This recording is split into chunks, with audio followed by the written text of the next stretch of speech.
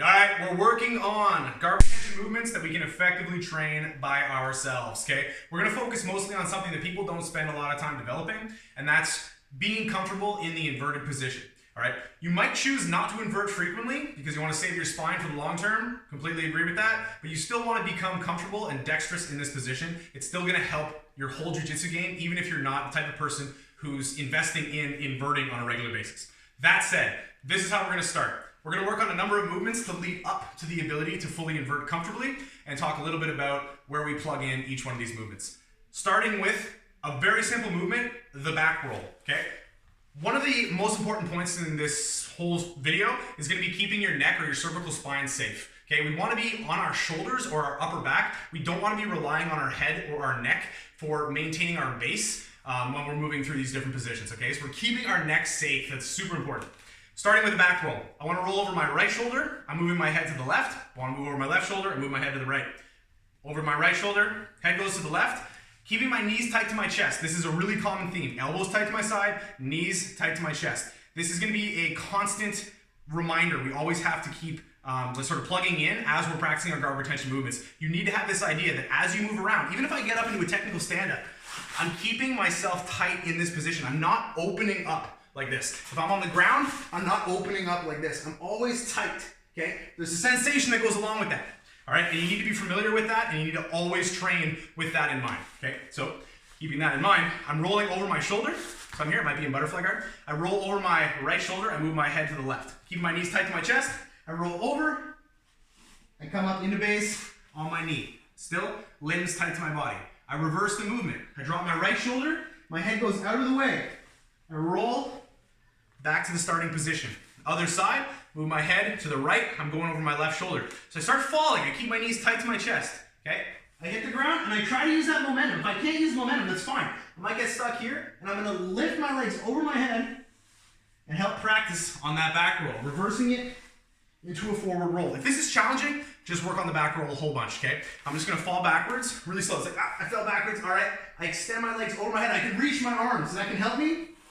And then eventually I'm going to try to do it without momentum and my arms and my legs tight to my body. Okay, so that's your back roll, your forward roll. It should end up looking something like that. Progressing into a full inversion, fully inverted position. All we're going to do, starting on our back like this. Again, try to limit the amount of momentum we're using at the beginning because we're going to develop better coordination and better core strength as a result. So I'm going to reach my legs over my head and I'm going to touch my feet to the mat. If you can't touch your feet to the mat because it's uncomfortable for your neck, just take your time. Just lift your legs up. It's like, okay, that's about as comfortable as I want to go, as far as I want to go. No worries. If you can put your feet to the mat, hang out here, take a few deep breaths, drop back down. All right, super basic way to begin experimenting with your inversions. Next, we're going to go into a fully inverted position, keeping this knee-elbow connection tight. I'm going to fall to one side and sit up. Okay, that's the intro to your full Granby. I'm here, I fully invert, all right? Fully inverted, I keep that knee-elbow connection tight, and I fall to the side. I don't want to fall out like this, okay? My hips are up, and I'm dropping my hips directly to the side as I keep my knees tight to my chest, and I sit up, all right? That brings us right into the full Granby, which looks like this. I'm thinking of rolling my shoulders, it's also known as a shoulder roll, rolling my shoulders in a straight line along the mat. Knee-elbow connection, fall to one side. My shoulder's gonna hit the mat, I'm gonna lift my hips, and I'm walking my feet as I tuck my head. This is usually the part that's challenging. Tucking your head under, lifting my hips, walk, walk, walk, walk, walk, and I look to sit up on the other side. Drop my shoulder, walk, drop my hips. All right. Sometimes this plays out in a regular guard retention sequence. Sometimes it can play out from a turtle position. Okay, so I'll just give you an idea of what that looks like, and we'll tie that into a half Granby. All right. So I might be in a turtle position here. All right. I'm here. My arms are in tight. My elbows are tight to my body. I drop my shoulder. Okay. I might look to do a half Granby here, but I could go straight into a full Granby from that same position. All right. Half Granby. If someone's trying to pass my guard, say I'm on my back, start trying to pass my guard to one side. I want to face them, I can't face them. All right, they've ended up just going too quickly, or they ended up having my hips pointed away from them, I have to turn away. This is when I perform the half Granby. Okay.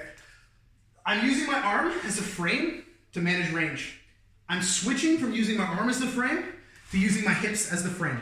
Okay, this is the beginning of the half Granby. In the half Granby, I do not want to have to invert. I don't want to have to tuck and put my head or neck in a compromised position at all. Okay, I want to keep my spine really strong. So I'm here, I frame, I lift my back, and I keep my spine really strong. Weight is in my shoulder, not my head or my neck. Framing with my arm, replacing this frame with my spine and my hips as a frame. All right, I'm gonna walk my legs away, lifting, opening my adductor, and bringing my legs or my opponent back in between my guard. All right, so half Granby, knee elbow connection, turn away, frame with your arm, base, elevate your hips. Your hips are now a frame. I walk my feet away just a little bit, always imagining that my hips are pointed directly at my training partner. That's my frame. That's what I'm using to manage the range. If they drive into me, drop, fall, whatever the case might be, I need to make sure I'm not like tucked upside down where if they fell, it's gonna potentially injure my spine. I need to keep my spine straight and strong here. It's a frame. Okay, I walk my legs out, open up, and I come back to my guard. All right? From the turtle position, I might be in my turtle.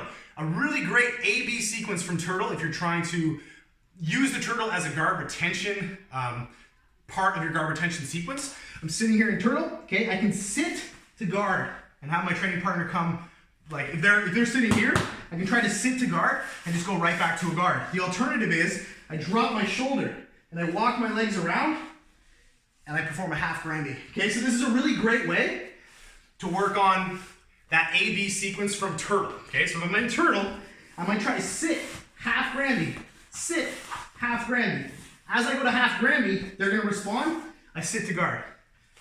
As I go to sit to guard, they're gonna move, which is gonna give me the space, drop my shoulder, walk my hips, boom, and have them end up back inside my guard. All right, so we're getting comfortable rolling around on our shoulders, getting comfortable with having our neck in a position that would be otherwise compromised if we weren't doing it correctly. We're plugging in the full inversion and the half Granby, all right?